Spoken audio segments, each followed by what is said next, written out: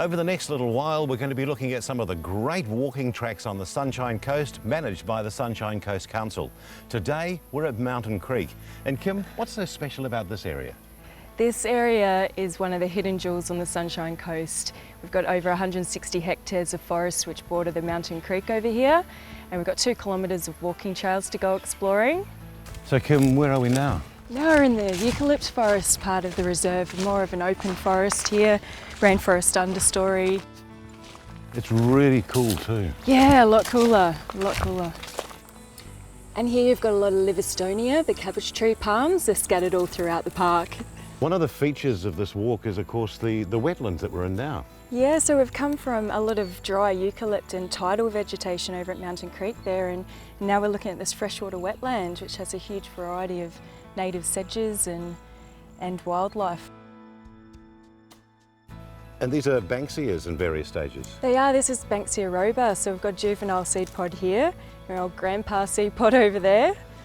The Aboriginal women used to use these as hairbrushes back in the day. Really? We're at the Chamberlain Bushland Reserve in the heart of suburban Caloundra.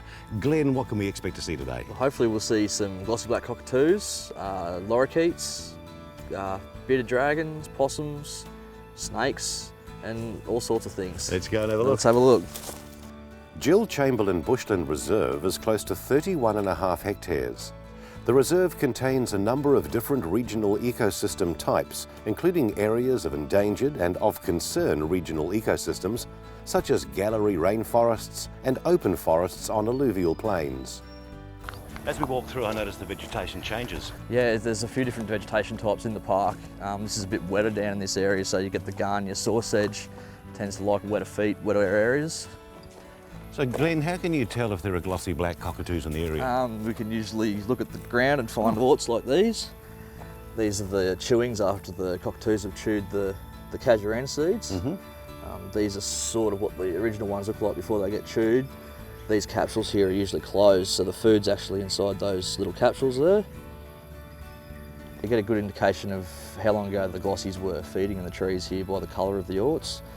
A white ort usually sort of indicates that they were here today or the last couple of days, and the darker they get, the longer it was. These ones are probably 1 to 2 weeks old, I'd say, since they were last feeding in this tree here.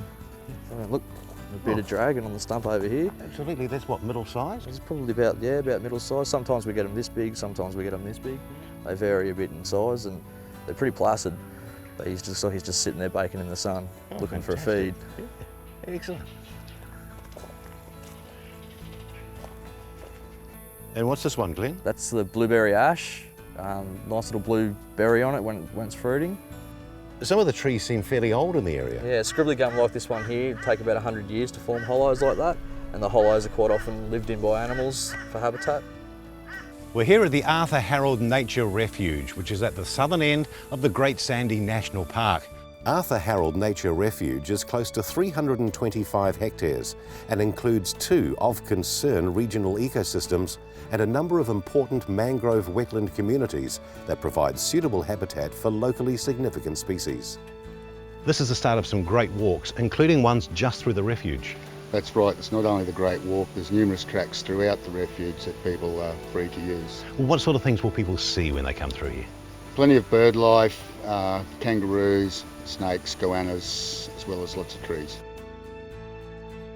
Well, we've got lots of melaleucas, the paperbark ones. The smooth barks are the eucalypts. There are goannas around, but you're most likely to see one up a tree. You'll hear him, then look up at somewhere and he'll be up a tree getting away from you. And they go and hide behind trees if you come near them? They do. If you walk around the tree, they'll keep swirling around the tree to stay away from you. Excellent. So we've been walking for half an hour and we've been through forest, a freshwater swamp, and now we're in the Wallam. It's been fantastic, seeing so many different trees and wildlife. It's just been wonderful. Why don't you get out and enjoy the great outdoors with some fabulous walks through the Sunshine Coast?